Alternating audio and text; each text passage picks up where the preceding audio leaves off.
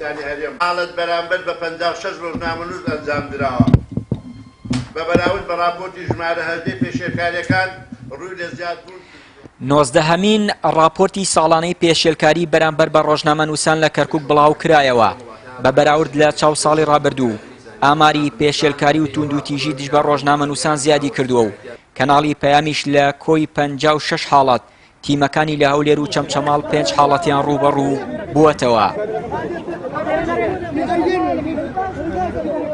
پانتایی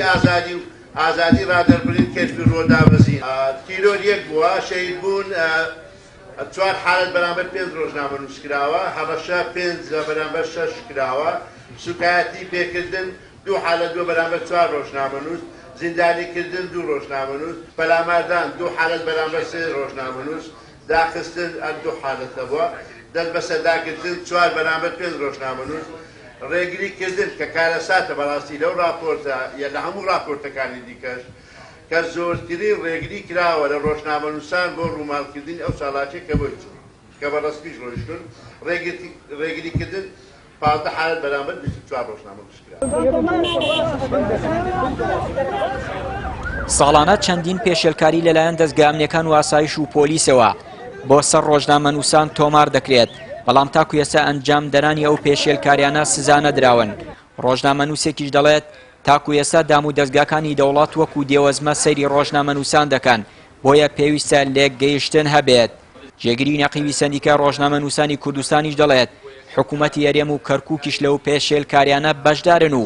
کار بە یاساکانی تایبەت بە ڕۆژنامەنووسان ناکەن. ئەو راپۆرتی پێشەلکاری کە بڵاو کرا ئاماژە بەوە کە دۆخی ڕۆژنامەنووسان تا ڕادێک باش نییە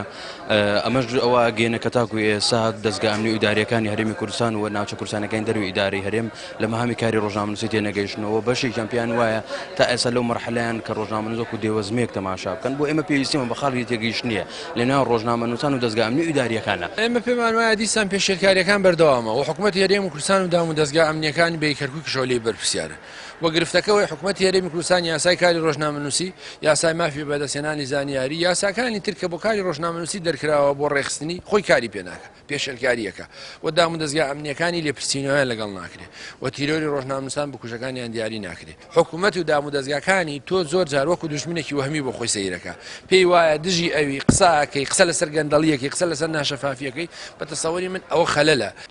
لە راپۆرتەکەدا جگە لە ڕێگریکردن و سوکایەتیکردن 4 حاڵەتی شەهید بوون و 1 حاڵەتی تیرۆر و پەلاماردان و هەڕەشەکردن و دەست بە سەراگرتن تۆمار کراون. ئەمەش مەترسیەکانی کاری میدیایی لە هەرێمی کوردستان دەردەخات و لایەنە پەیوەندیدارەکانیش